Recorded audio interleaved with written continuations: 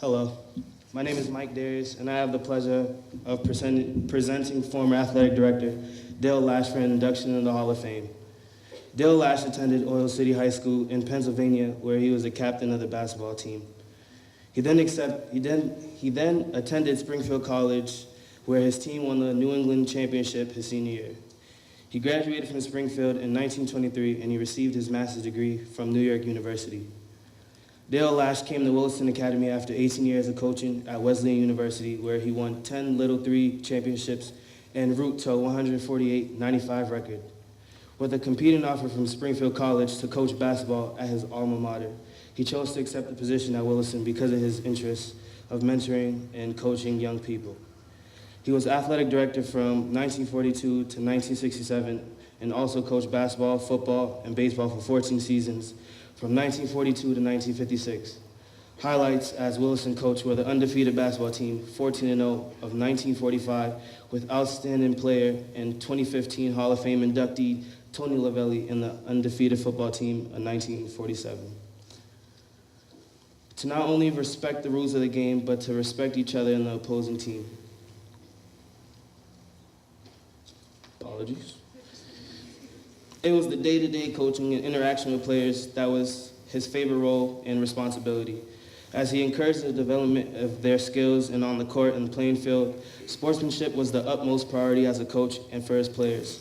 He groomed them to not only respect the rules of the game, but to respect each other and the opposing team. His support of veterans was personal and professional.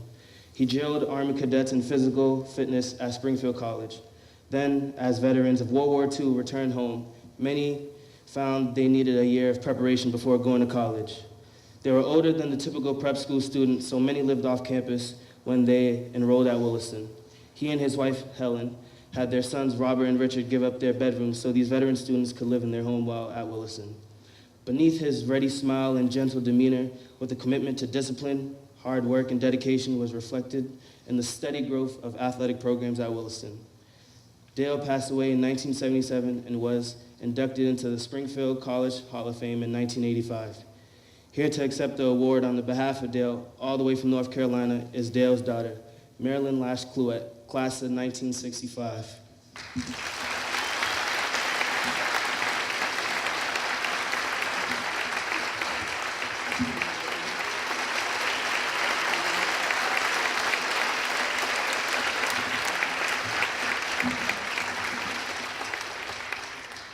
Thank you very much. It's a real honor to be here.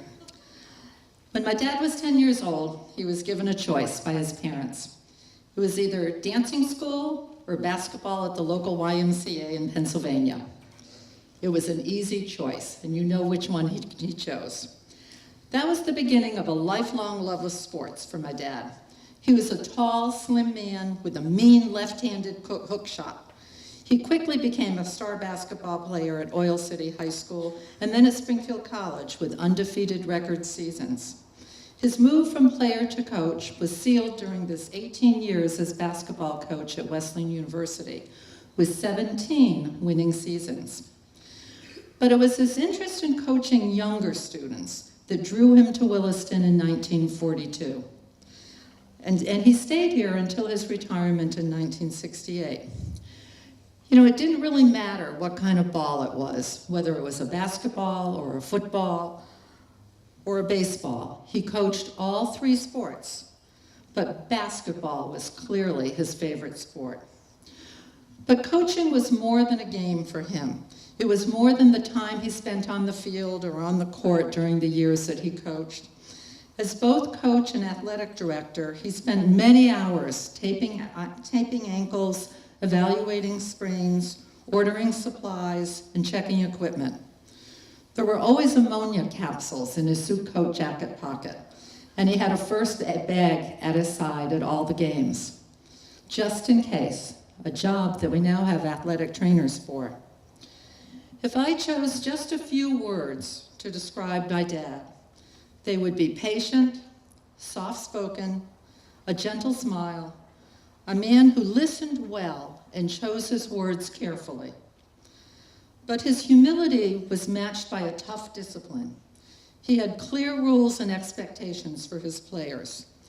He always carried a small notebook in his pocketbook, in his suit coat pocket. And that's where he noted his schedules, drew his plays, and tracked the demerits for those tardy students. As a mentor, as well as a coach, it wasn't about being the best or being the star or getting the glory. It was about honing your skills, developing your potential, and showing up for the day-to-day drudgery of exercises and practice skills, and then putting it all to test on the playing field.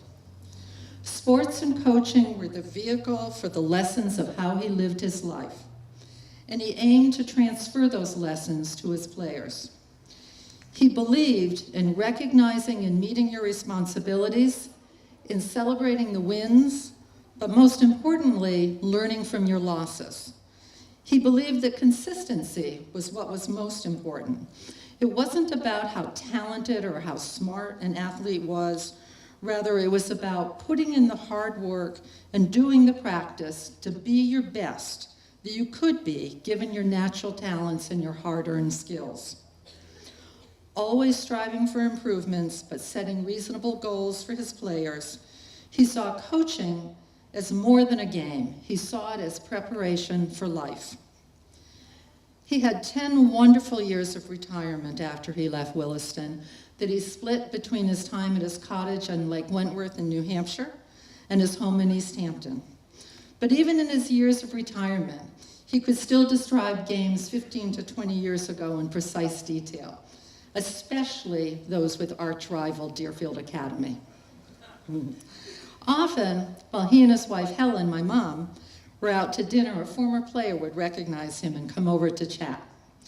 And it was a chance encounter for him to revive memories and to meet the men those youths had become.